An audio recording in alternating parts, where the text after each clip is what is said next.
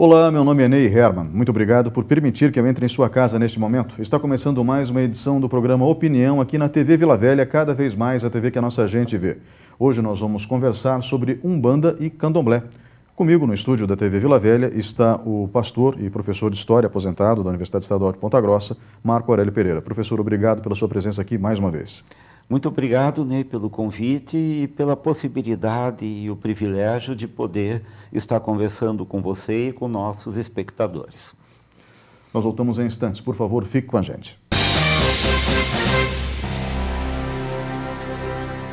Programa Opinião.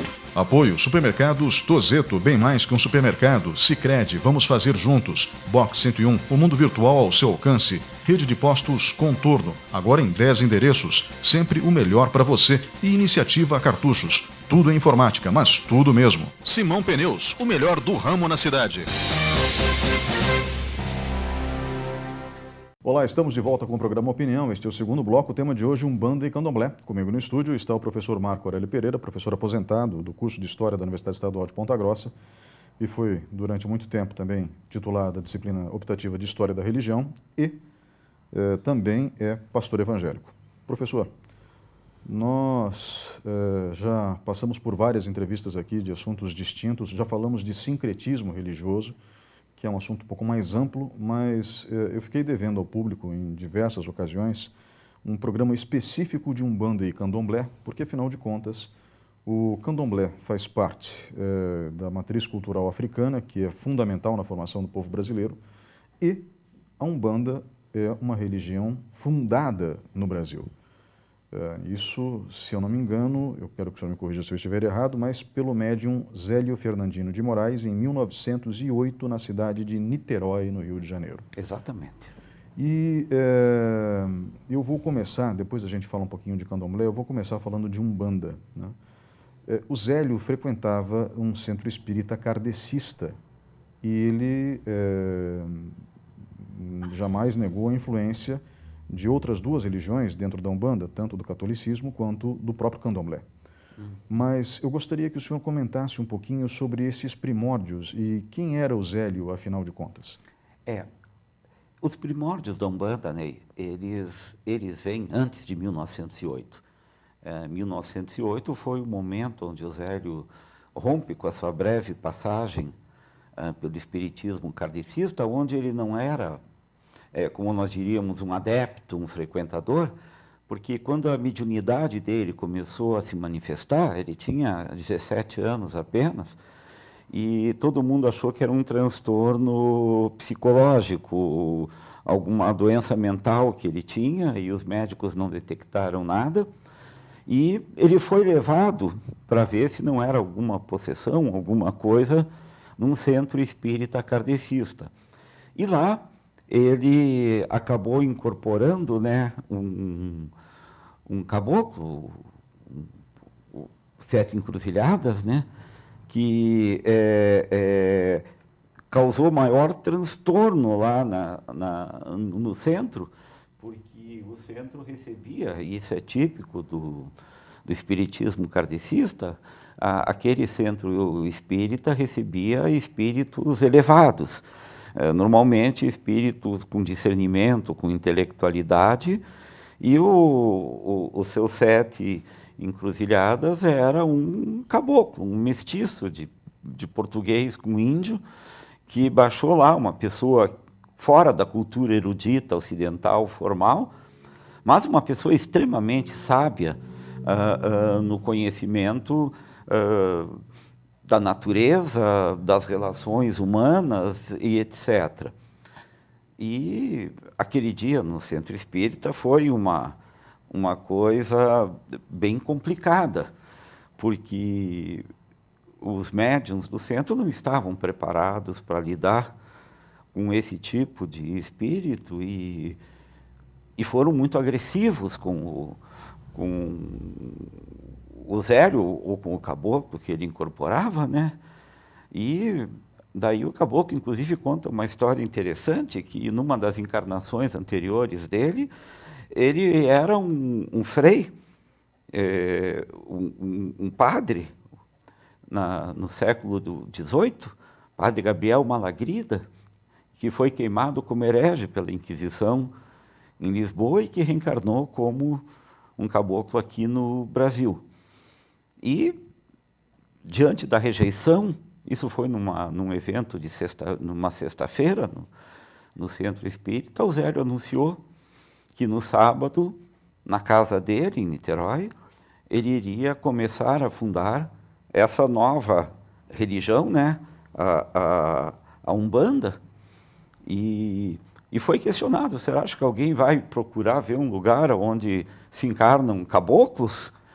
E realmente, no dia seguinte ele foi, havia um pequeno salão, os membros da família dele, uma multidão gigantesca do lado de fora, normalmente os pobres de Niterói, que na prática eram excluídos. O espiritismo kardecista tinha uma questão elitista na virada do século, e ali se fundou, é considerado o dia da fundação da Umbanda.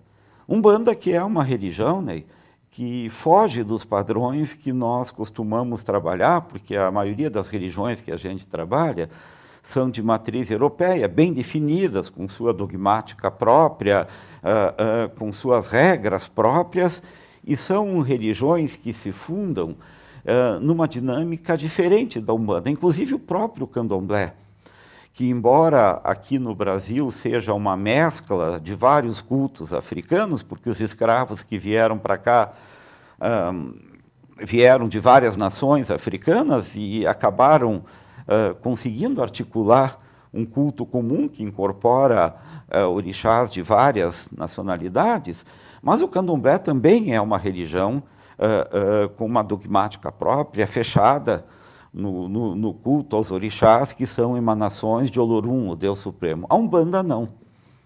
A Umbanda parte de um pressuposto que é radicalmente diverso de todas as outras. E é um pressuposto muito interessante. Pode parecer estranho para alguém que construiu a sua vivência religiosa no meio evangélico, mas eu sou um pouco exceção nesse campo, porque eu sou extremamente simpático aos fundamentos dos cultos afro-brasileiros. Eu não vejo demônio, não vejo nada dessas coisas que o senso comum que se constrói durante o Brasil colonial, onde as coisas africanas vistas pelos senhores europeus eram manifestações diabólicas. Era uma época onde tudo que não se conhecia se atribuía ao diabo. Aliás, parece que essa época está voltando, né? Onde todo desconhecido é atribuído ao diabo. A Umbanda não. A Umbanda, por definição, ela é uma religião aberta e inclusiva. E você sabe que isso faz uma diferença gigantesca no campo religioso que tem no Brasil hoje. E eu me atrevo a dizer que, nesse nível de abertura e inclusividade, a Umbanda é uma religião única. E ela é a única religião autenticamente brasileira. Autenticamente brasileira por quê? Porque ela se compõe dos elementos básicos que formam a nossa nacionalidade, o nosso inconsciente coletivo, a nossa cultura, eu diria até a nossa nacionalidade brasileira. A Umbanda, ela se coloca absorvendo para si, como legítimos, elementos que fora dela são distintos, especificados distintamente, em alguns momentos até antagônicos entre si, e que nela conseguem construir uma harmonia e uma lógica e uma coerência interna que, do ponto de vista de um analista de religiões e do ponto de vista até de um brasileiro, de um cidadão brasileiro, é extremamente interessante. E eu acho que é uma pena que a Umbanda sofra tanto preconceito, porque nela se encontram assimiladas, integradas e construídas num edifício com uma lógica e uma coerência interna, no mínimo, idênticas, iguais às demais matrizes religiosas. A visão africana, toda a Umbanda cultura os seus orixás, os terreiros de Umbanda, cada um deles são protegidos pelo seu orixá. A cultura indígena, que recupera uma coisa tradicional e que aqui no Brasil está se perdendo, que é o trato das ervas, o trato dos minerais, o trato daquela medicina popular que havia antes da Revolução Científica, que implantou a alopatia médica como a única forma de medicina, e também o cristianismo. É interessante nós olharmos que dentro da Umbanda, Deus, o Deus Pai da Trindade, é equiparado ao Olorum, que é o criador de tudo que existe. É idêntico, muda o nome, de Deus para Olorum. E o orixá mais velho, o orixá mais antigo da Umbanda, Oxóssi, sabe, ele tem a sua representação e é cultuado tantas vezes como Jesus Cristo. O senhor falou Oxalá nesse caso. Oxalá, perdão, eu confundi, Oxóssi é outro. Oxalá é cultuado como Jesus Cristo. E há toda uma visão de integração dessas matrizes africana, indígena e europeia, cristã, tanto que se você vai a qualquer terreiro de Umbanda, toda a sessão começa e termina recitando-se um Pai Nosso e, às vezes, uma Ave Maria. Isso, por si só, desmonta o caráter pretensamente diabólico. Ninguém começa um trabalho diabólico rezando o Pai Nosso. Há uma contradição aí terrível. E mostra claramente a visão de integração. Eu acho que sincretismo é pouco para traduzir o que há, porque as matrizes elas perdem a sua especificidade dentro da Umbanda e se transformam numa coisa nova. Nós já podemos falar hoje de uma teologia e de uma doutrina umbandista que recebe influências do cristianismo, da pagelança indígena e dos cultos africanos, que nós podemos englobar no candomblé, mas que são transformados em algo novo. Do mesmo jeito que a matriz cristã recebe influências do judaísmo, recebe influências da filosofia helenística e até da cultura romana na sua constituição.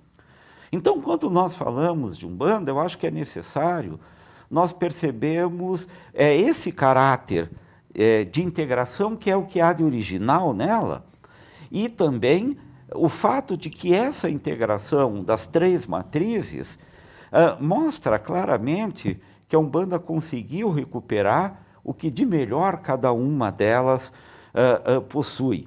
E que esse senso comum, que vem de uma época quando era necessário reprimir a cultura dos negros, dos índios, dos pobres, enfim, até do catolicismo popular, como forma de controle da sociedade num período colonial, e que gerou uma visão distorcida de ligação dessas coisas com diabos, com demônios, com espíritos maus, com magia negra. Quando você tem uma leitura mínima que seja sobre a Umbanda, quando você se despe dos teus preconceitos, vai a um terreiro, assiste uma gira num terreiro de Umbanda, essas coisas simplesmente caem. Não há demônios, não há maus espíritos, não há essa coisa de segregação, essa coisa de fazer o mal para o outro. A gente tem essa coisa que a Umbanda é o lugar da magia negra, onde você põe em despacho na encruzilhada para amarrar mulher, para amarrar marido. Isso não é Umbanda que faz. É um outro ramo chamado Quimbanda, e que aí sim é uma coisa voltada para o culto ou o diálogo com espíritos de um outro nível.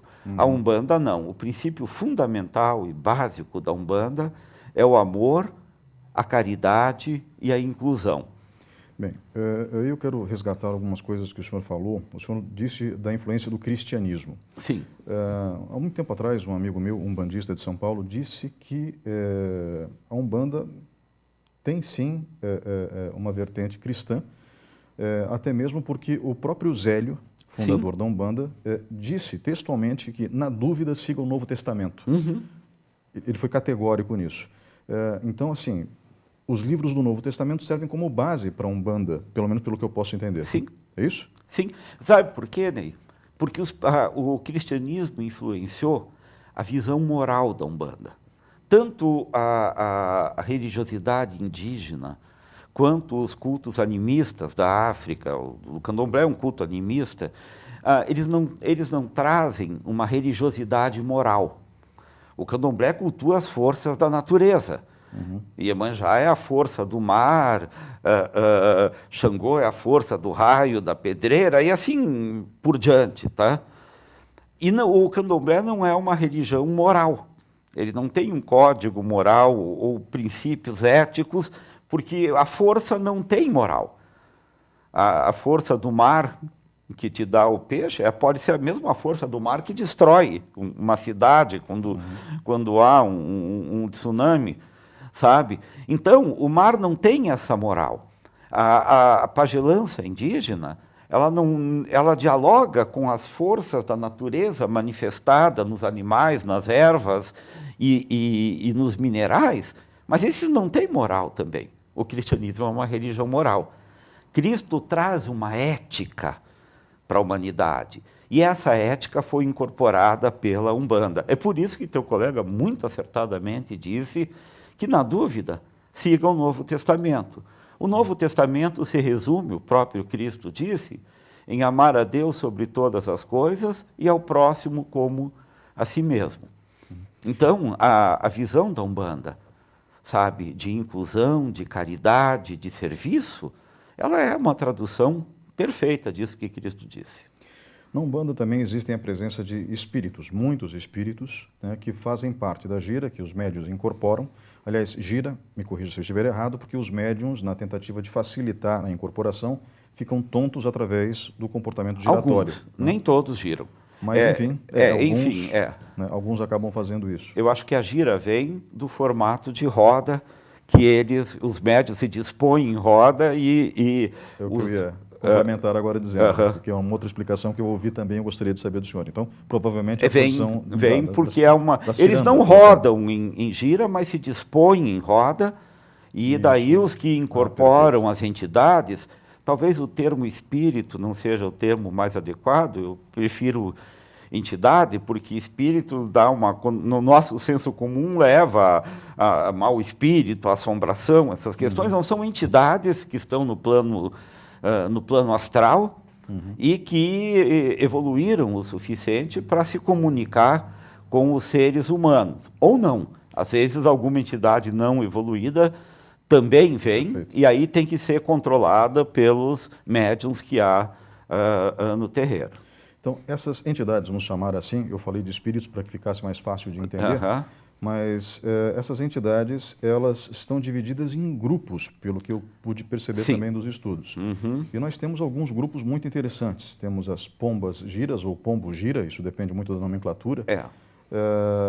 Temos os exus, os marinheiros, os boiadeiros, os pretos velhos, os caboclos, né, e por aí vai, ciganos. Né, então, existem uma série de categorias. Essas categorias também foram definidas na Umbanda nos seus primórdios, pelo Zélio ou seguidores dele? Não, isso veio se acrescentando. Com o Zélio se incorporavam caboclos, que são os primeiros a se incorporar. Estão na raiz da Umbanda, são caboclos. Perfeito. Sabe? E essas demais categorias? As demais categorias foram vindo com o passar do tempo, e quando a Umbanda teve um processo de expansão muito rápido, surpreendentemente rápido, sabe? E ela começou a dialogar com esses espíritos que constroem as 7 linhas, as 7 falanges da Umbanda, sabe? As expressões dela, cada um tem um orixá como cabeça. Bom, aí vai ser muito longo para eu te explicar, porque é bem complexo. Mas essas entidades começaram a se agregar vindas da própria expansão da Umbanda.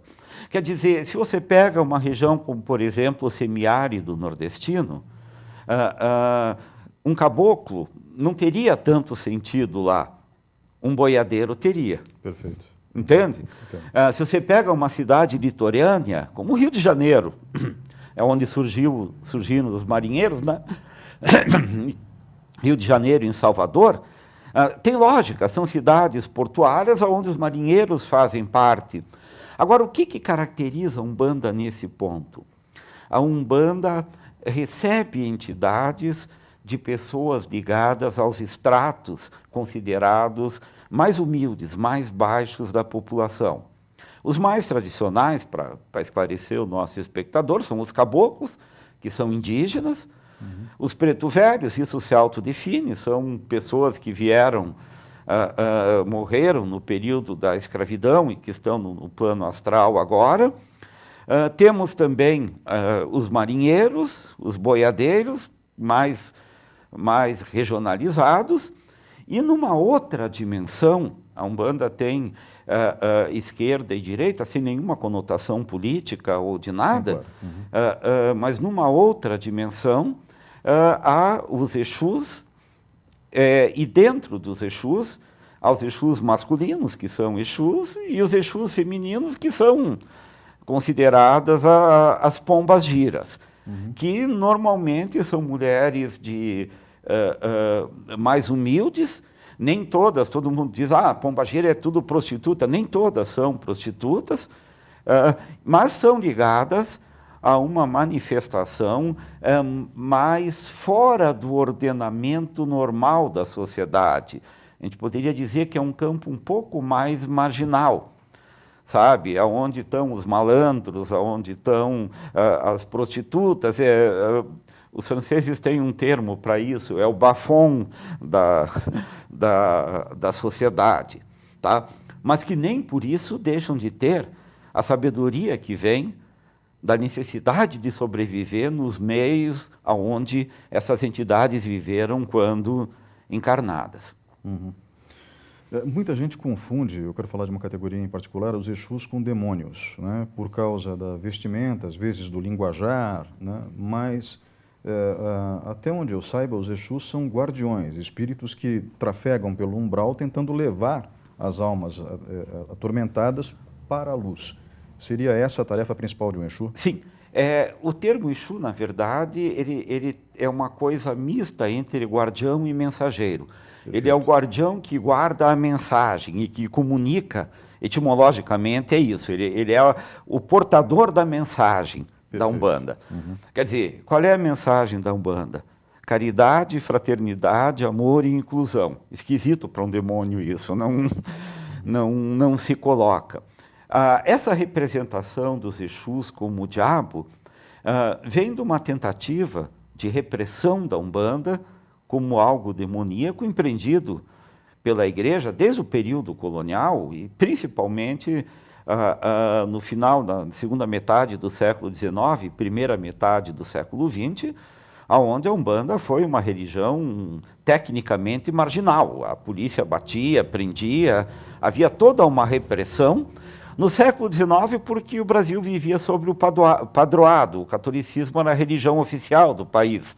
E aqueles que na época ainda não eram Umbanda, a Umbanda vem de 1908, mas já havia manifestações que elas tinham um nome que também tomou uma conotação pejorativa, que na verdade só quer dizer oferenda, macumba.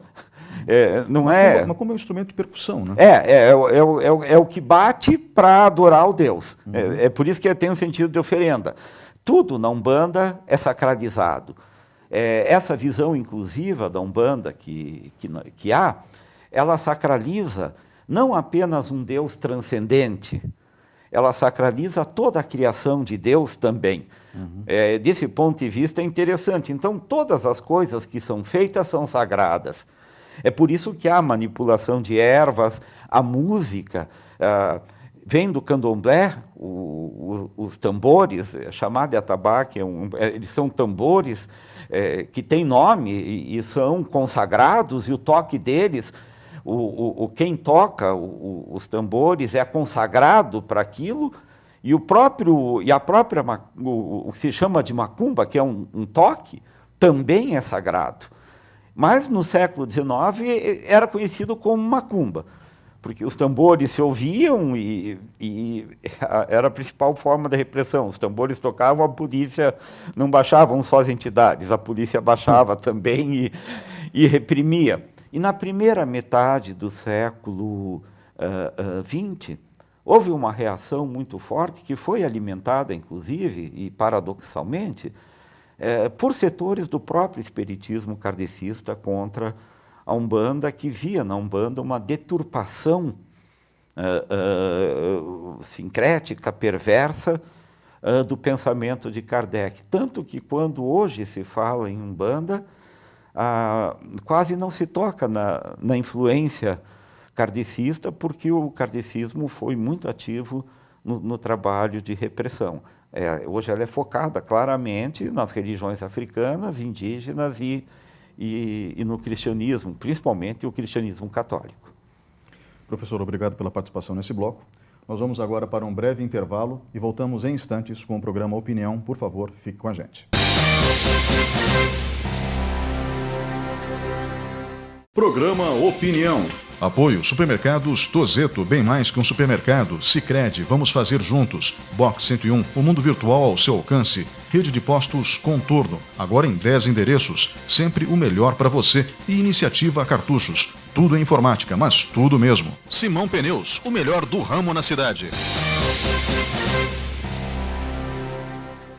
Olá, estamos de volta com o terceiro bloco do programa Opinião. O tema de hoje é Umbanda e Candomblé. Comigo no estúdio está o professor de História, aposentado da Universidade Estadual de Ponta Grossa, Marco Aurélio Pereira, também pastor evangélico.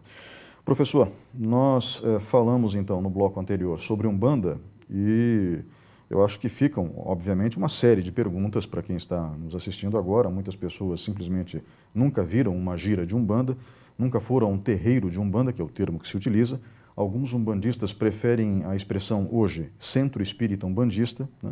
Mas existem também correntes dentro da Umbanda, antes da gente entrar no Candomblé, e eu gostaria de entender, por exemplo, existe uma corrente mais próxima do Candomblé, que é chamada de Umbandomblé, e tem uma vertente de um escritor chamado Rubens Saraceni, e que é a Umbanda Sagrada. E, essas vertentes, elas são caracterizadas pelo que exatamente? Olha, há várias vertentes hoje, porque como a Umbanda é inclusiva, por definição, significa que ela não é fechada em si mesma, que não há uma ortodoxia fechada umbandista. Então, hoje é quase impossível definir a quantidade de vertentes que tem. E na prática, mesmo dentro de uma mesma vertente, cada terreiro, cada casa de Umbanda acaba construindo a sua ortodoxia dentro dos princípios básicos da religião. Assim, o Umbandomblé é uma religião muito mais ligada à tradição africana e que trabalha muito mais com os orixás do que com as outras categorias de entidades que normalmente a Umbanda trabalha. Tá? Nós vamos falar sobre Candomblé daqui a pouco, daí eu volto e mostro essa questão.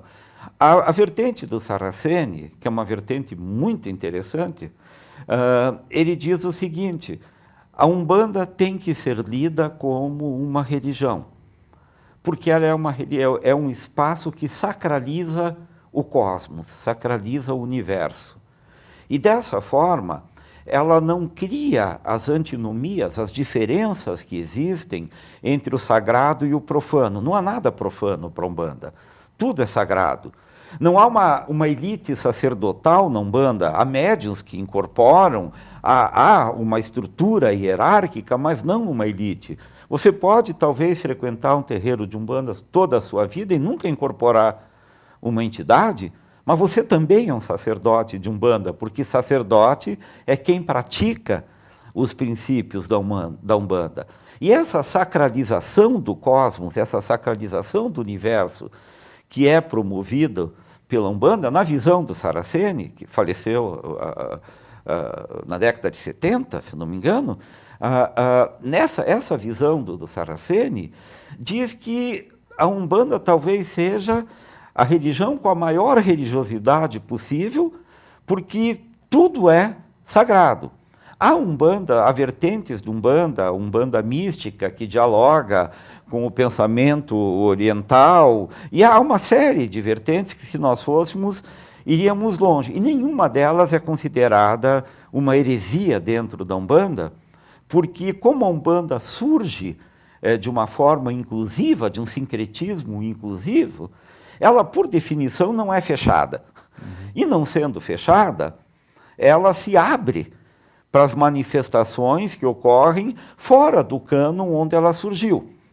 Isso só foi possível quando a Umbanda se expandiu. Todas as vertentes recentes remontam à segunda metade do século XX, quando a Umbanda deixou de ser perseguida como uma religião marginal e passou a ocupar espaço nos grandes centros e a dialogar com outros saberes religiosos. Hoje, em São Paulo, até uma faculdade de teologia umbandista, onde essas linhas todas são postas e estudadas dentro, é claro, da visão teológica dos mantenedores da faculdade, sabe?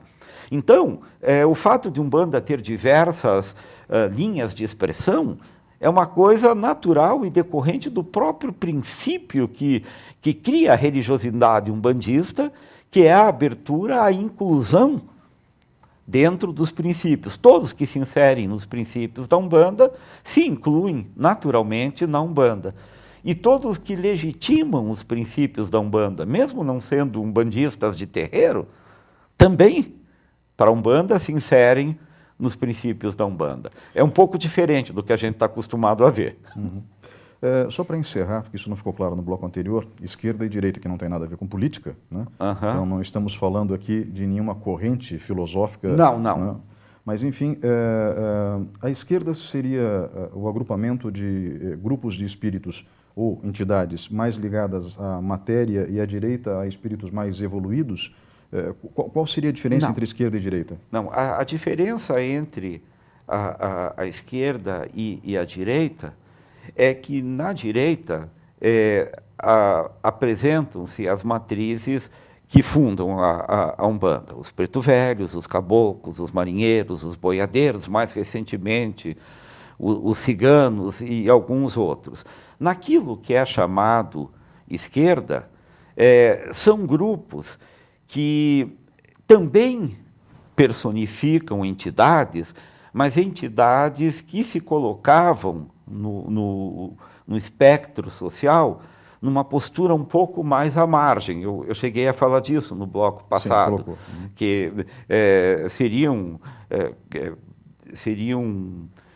nós chamaríamos genericamente de malandros, algumas prostitutas, pessoas ligadas mais a atividades não convencionais. Um boiadeiro é um boiadeiro. Um malandro é uma outra coisa. Mas eles carregam uma missão mais complicada. A missão da esquerda é trazer a mensagem de luz para os espíritos em trevas.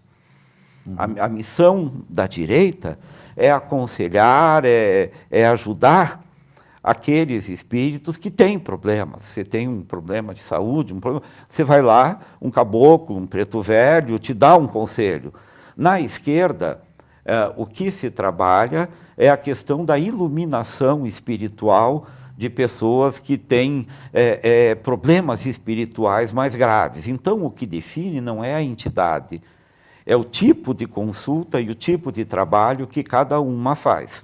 Perfeito. Lembrando que o trabalho de esquerda é um trabalho muito mais difícil de ser feito, porque ele trabalha com pessoas que têm problemas bem mais complexos. Não que não sejam complexos os problemas que a direita atende, mas são problemas de natureza espiritual muito mais complexos. Perfeito. Professor, agora vamos falar um pouquinho de candomblé.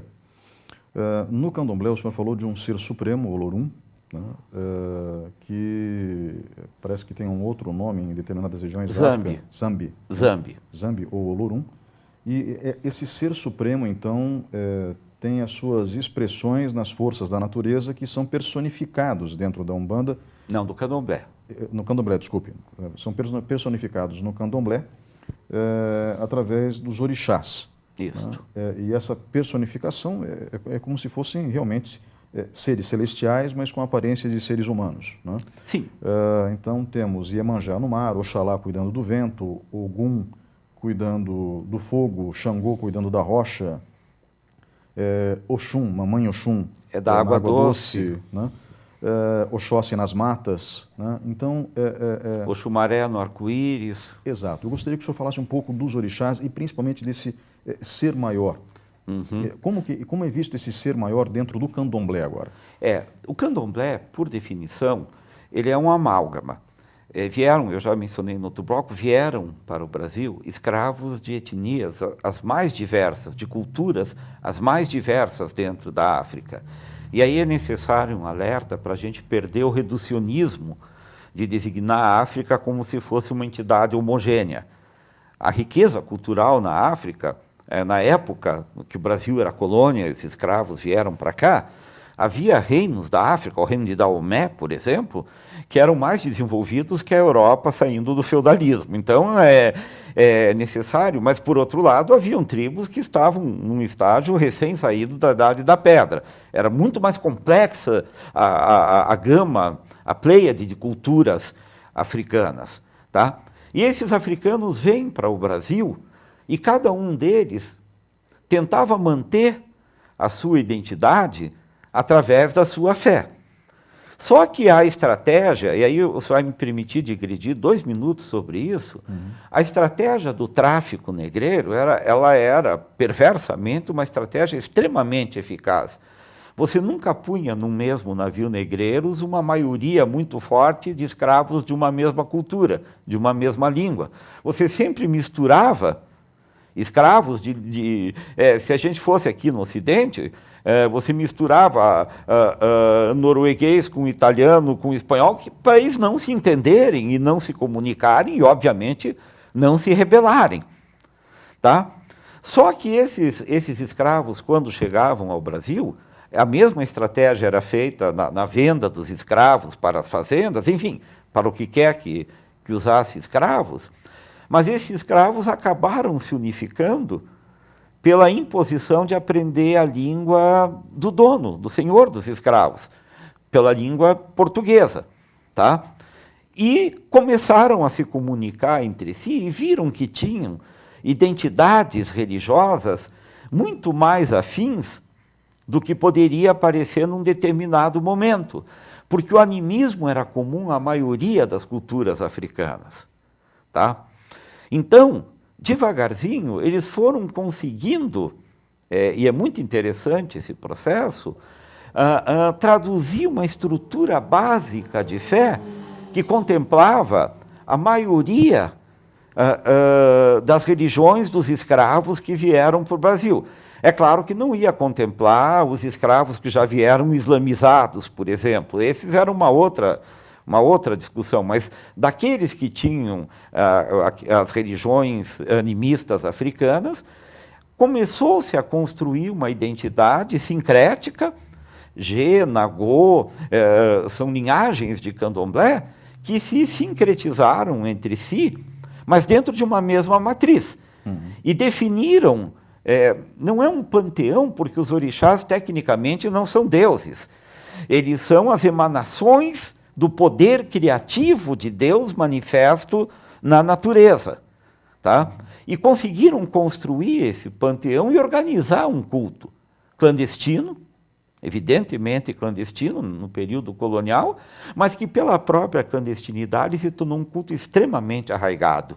As coisas secretas têm essa dimensão, você tem que estar muito aferrado a elas, porque havia literalmente risco de vida na prática do candomblé. Eu quero fazer uma interrupção aqui apenas para verificar se isso é verdade ou não.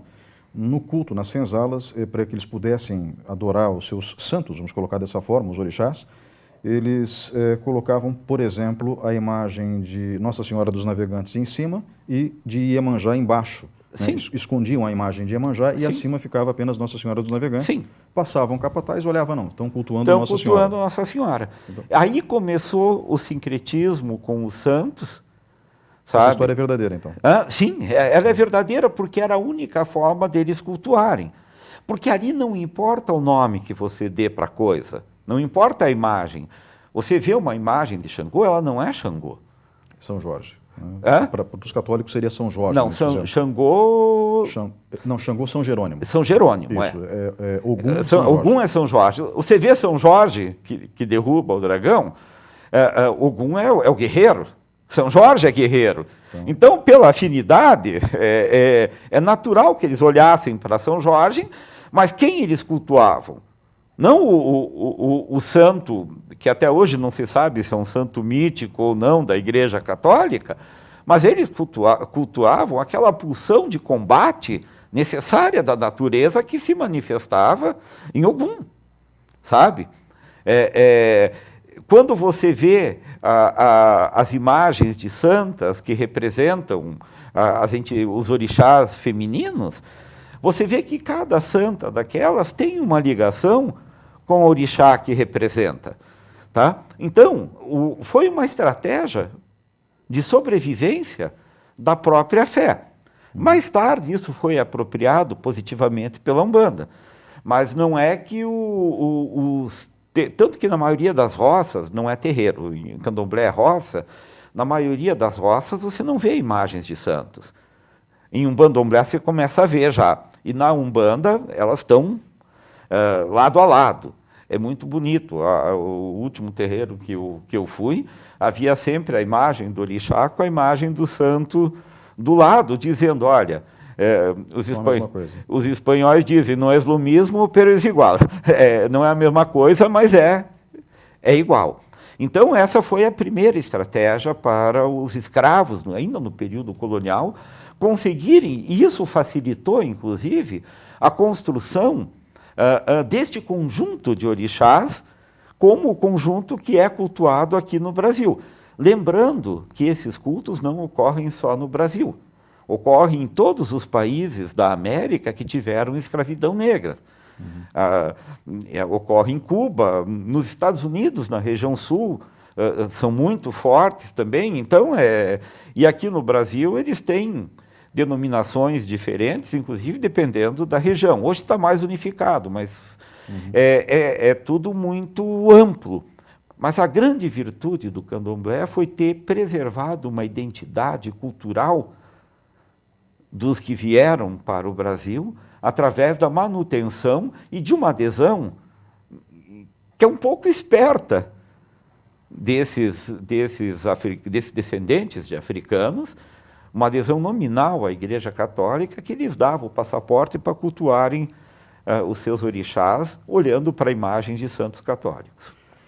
Então, nós temos, dentro do Candomblé, uma força maior, Olorum, Sim. Um princípio criador, mas não um Deus onipotente como é o Deus dos judeus, dos cristãos. Né? Não, eu acho que ele é o Deus onipotente, o Deus que ele tem exatamente os mesmos atributos. É consciente também, é um Sim, ser consciente. É um ser consciente. Ele é tão consciente que, para ser visto pela humanidade, ele se traduziu, ou seja, traduziu as forças da criação. Os teóricos dirão que ele antropomorfizou as forças da natureza criada por ele nos orixás. Perfeito. Agora, diferente do Deus cristão, ele é reconhecido, mas por instrução do próprio Olorum, o culto é feito aos seus representantes, aos orixás. Perfeito. Então, ele não é cultuado, se cultua o orixá. Ele é reconhecido, aceito como criador, mas o culto é feito aos orixás. Por orientação do próprio Olorum. Do próprio Olorum. Então, se faz o culto a Oxalá, se faz o culto a Xangô, se faz o culto a Ogum, se faz o culto a Iemanjá, mas no fundo, os adoradores desses orixás estão também adorando as forças da natureza. Então, que o criadas mar fique calmo, por Olorum e indiretamente estão adorando o próprio Olorum. Perfeito. Mas quando se faz a adoração a um orixá, se faz a adoração visando, por exemplo, uma boa colheita, indo agora para os primórdios da religião, porque uma religião antiga deve ter uns 4, 5 mil anos de história. Sim, ou mais. Né?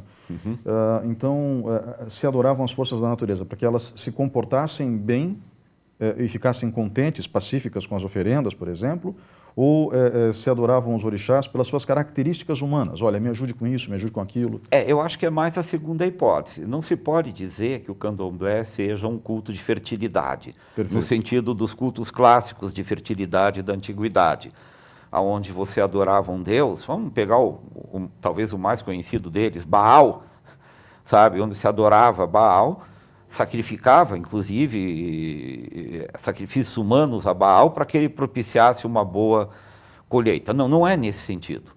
Os orixás são adorados pelos que eles são e pelo que eles permitem que os seres humanos possam ser quando os abençoam.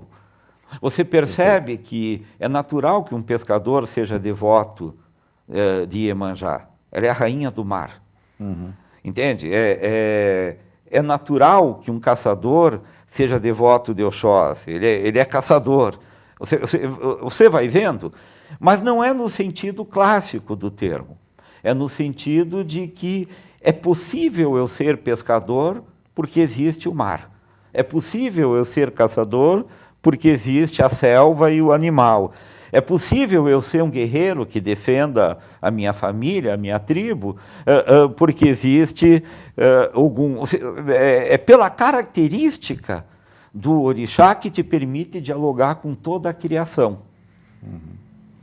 Então é uma forma de interpretar a criação à minha volta e me conectar à minha com volta ela. E de se conectar e fazer parte dela. É diferente de um culto de um Deus transcendente. A Umbanda é muito imanente. Quer dizer, a natureza está em mim. Fala do candomblé agora. O candomblé, perdão. Mas a Umbanda também. Isso a Umbanda herdou do candomblé. Ele é muito imanente, ou seja, o divino está em mim. A força da criação de Deus está em mim em todos os aspectos. O que eu faço? Eu especifico esses aspectos no candomblé e reconheço uma identidade maior. Isso é visto pelo jogo de búzios, que diz quem é meu orixá de cabeça, sabe? E eu me identifico com esse aspecto da natureza. Eu desprezo os outros? Evidentemente não. Mas a minha vida, como adepto de candomblé, se eu fosse adepto de candomblé, seria eu me dedicar a servir a todos os orixás, especialmente aquele que é o meu orixá de cabeça, do qual eu sou filho. Daí que vem a expressão filho de santo, que é alguém que se consagrou, fez um ritual de consagração a seu orixá de cabeça no candomblé. Perfeito. No candomblé, o ritual, ele prevê o uso de matérias-primas naturais, ou seja, são rituais voltados, por exemplo, para manifestações da natureza. Se usa da pagelança, por exemplo, no candomblé? Pagelança, no sentido técnico da pagelança indígena, não. Os rituais de candomblé são rituais normalmente de... O Saraceni, que nós citamos no bloco passado, quando ele fala da diferença entre candomblé e umbanda, ele tem uma frase muito feliz. Ele diz que o candomblé cultua os orixás e a umbanda trabalha para os orixás. Tá?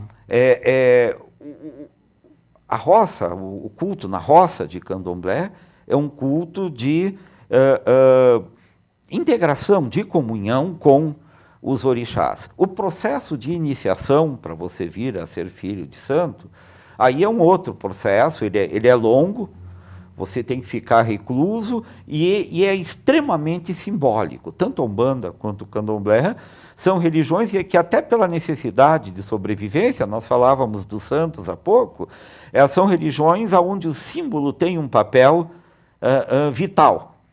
Os símbolos expressam a coisa ou te fazem entrar em comunhão com aquilo que é simbolizado por eles. De repente, quando você faz a cabeça, que é o termo comum do processo de iniciação do candomblé, a tua cabeça é raspada, para que o orixá entre na tua cabeça. Você tem cicatrizes rituais, você come comidas específicas, você toma banhos de ervas específicas, e isso tudo não é que a comida seja mágica, a erva seja mágica. É você introduzindo esse simbólico no teu corpo. Perfeito, eu entendi. Professor, obrigado pela participação nesse bloco. Vamos agora para um breve intervalo e voltamos em instantes.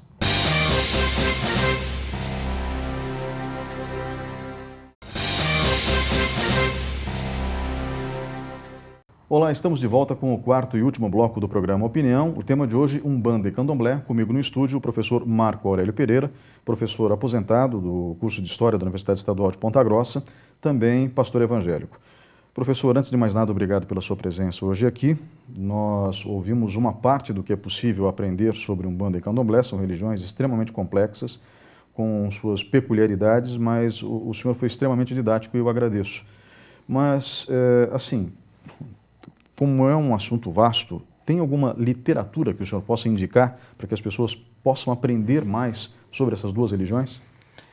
Olha, Ney, até pouco tempo atrás, no Candomblé isso continua mais até hoje, mas na Umbanda já não tanto, a transmissão de conhecimento era por via oral, na tradição africana, sabe?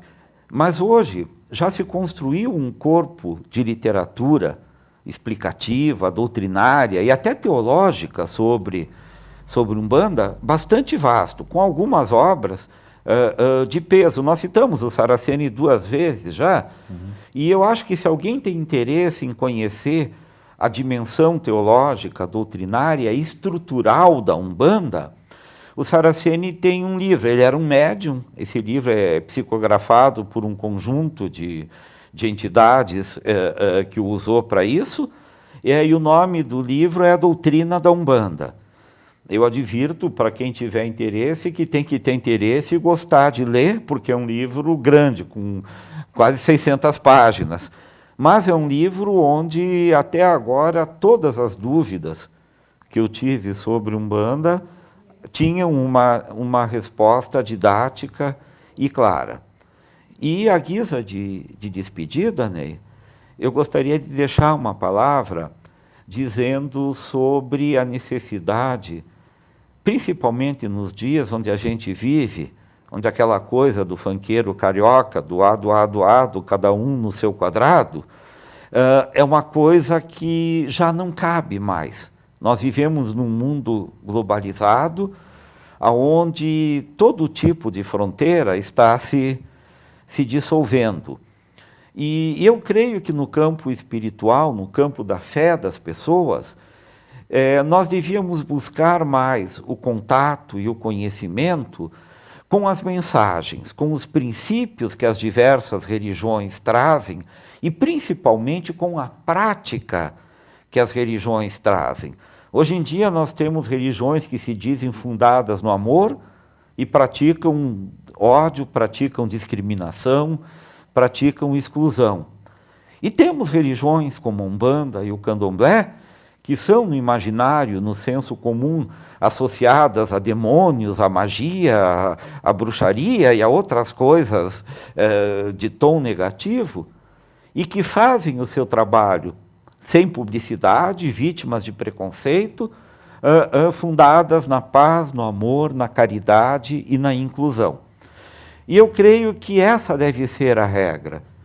Jesus Cristo disse que nós conheceríamos as pessoas pelos frutos, não pelo nome e não pelo discurso. Pelos frutos os conhecereis. E eu creio que este princípio cristão, aliado ao princípio básico do cristianismo, amar a Deus sobre todas as coisas e ao próximo sobre a si mesmo, nos dá uma chave interpretativa para olharmos o Candomblé e a Umbanda com outros olhos, a partir do nosso imaginário judaico-cristão, e percebermos que a casa, Jesus falou, a casa do meu Pai tem muitas moradas, seja ele Deus, Alá ou Olorum. Professor, novamente, muito obrigado pela sua presença hoje aqui. Muito obrigado pela sua companhia aí do outro lado. Nós voltamos na próxima semana.